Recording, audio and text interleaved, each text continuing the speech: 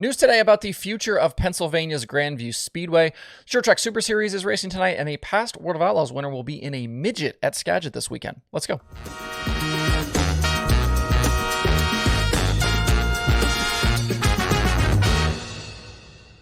It's Wednesday, August 31st. I'm Justin Fiedler. This is Dirt Tracker Daily. After rumors started to trickle out over the weekend, we got some clarity yesterday on the situation with Grandview Speedway up in Pennsylvania.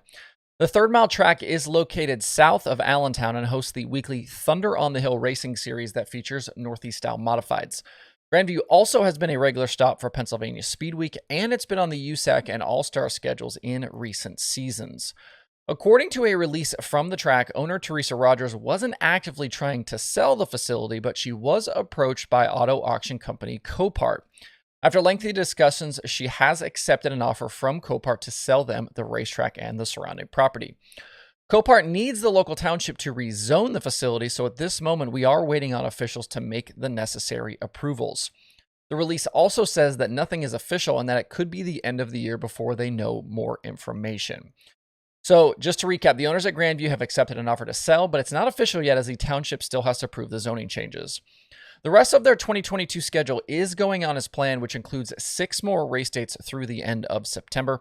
And folks across social media seem to be pretty upset by this move, and I've seen quite a few different actual eulogies for the Speedway in recent days. It feels like we've seen a lot of tracks close lately, and in this instance, it seems to be more about the advanced age of the track owner and less about the actual business of the track. Teresa Rogers, I believe, is in her 80s, is what the release said. And you would hope in a case like this that she would have tried to sell the property to someone who would want to keep it as a racetrack, but in the end, it's her facility to do with what she wants. It's a shame because their weekly program is actually pretty healthy with the modifieds. And I've reached out to a few folks about this one, and there does seem to be some question about whether or not the township will actually approve the zoning changes, so I guess there could still be a small chance here the deal isn't approved. This is one we'll just kind of have to wait and see how it plays out in the coming months. Before we move on, a quick content note for you. If you haven't seen it yet today, I dropped a new Conversations episode this morning. You can find it in the podcast feed and on the YouTube channel. Joshua Joyner of Hunt the Front is back, and he's actually our first ever repeat guest on the show. I mentioned last week on the Daily that Hunt the Front will again promote a big super late model race this year, and Joshua joined me to talk about putting on a race for the second time, what they learned from 2021, following in the footsteps of other racers to take on promoting, and a whole lot more. We also went behind the scenes on some Hunt the Front stuff, including what the future could look like for their team and details on their new shop. I hadn't done a conversation show in nearly 2 months, and now I've done 2 in less than a week, including the episode from a few days ago with Husit's announcer Sean Niestedt. So go check those episodes out today while you're at work or riding around in the car. Lots of dirt racing content for you. And I completely whiffed on this next one, and I think if Port Royal wouldn't have tweeted about him racing with them this morning, I still wouldn't know about it. Port tweeted earlier today that Kasey Kahne will be in attendance with them coming up on Monday for their Labor Day Classic, and he'll be at the Speed Palace for the Tuscarora 50 the week after, September 8th through the 10th with the All-Stars.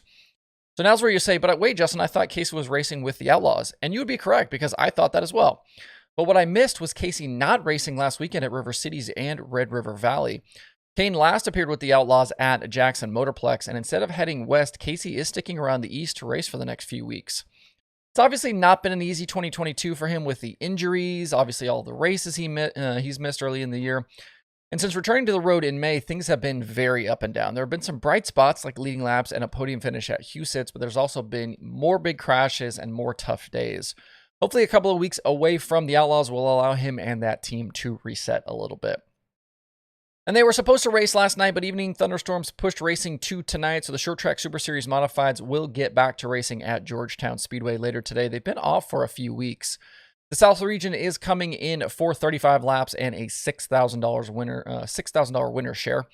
Ryan Godown has 2 wins and 5 top 5s in 5 races, and he leads the standings right now over Matt Shepard and Danny Buck. Tonight's field will also include names like Ryan Cratchin, H.J. Bunting, Brandon Grosso, Mike Mahaney, Mike Guler, Billy Pouch Jr., and Stuart Friesen. Following tonight, it will be a short few days off for a lot of these competitors because Sunday at Utica Rome, the North Region and Elite Series will be in action for the 25,000 win New Yorker. This will be live on Flow Racing if you want to tune in. And I had Spence ask me in the comments about adding the Super Dirt Car Series and or the Short Track Super Series to the analytics database at dirttracker.com. And I haven't done that because that type of information does actually exist on the interwebs. If you want to see a bunch of Northeast Modified stats, kind of very similar to what I have with the other series I do at DirtTracker.com, check out Race Stats Central. The URL for that part of their website is actually nemodfacts.racestatscentral.com. And if you've ever looked at the Short Track Super Series point standings online, you've actually already been on this site because the points for that series actually live over on that website.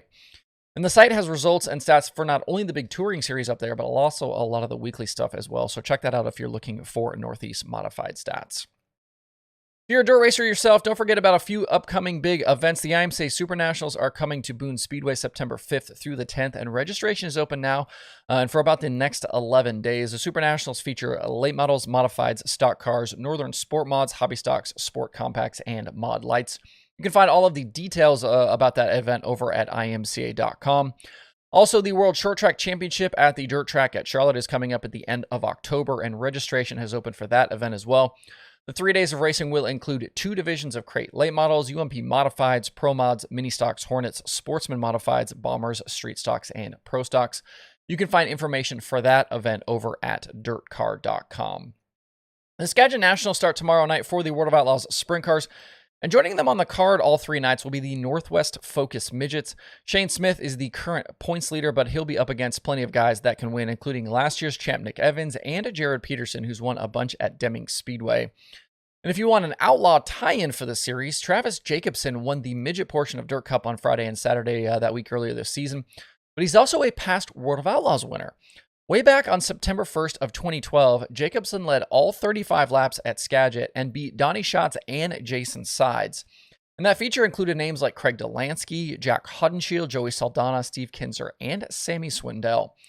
Focus Midgets use the same chassis you'll see at places like the Chili Bowl or during use at competition, but they use spec 2-liter Ford Focus engines. They make about 160 horsepower.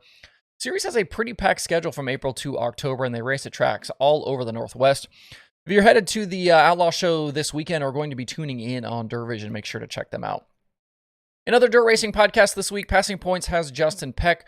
Forward Bite has Earl Pearson Jr. The Dirt from Knoxville has Philip Dietz. QuickTime has Logan Schuhart. And there are new episodes of The Dirt Reporters, The Dirt Nerds, and Dirt Tracks and Rib Racks. To see the full list of shows and episodes, head over to dirttracker.com/podcasts. And there are 3 shows on the streaming schedule today, all of them happening over on Flow Racing. The Short Track Super Series is live from Georgetown Speedway. There's also weekly racing from Action Track USA plus Flow 24/7.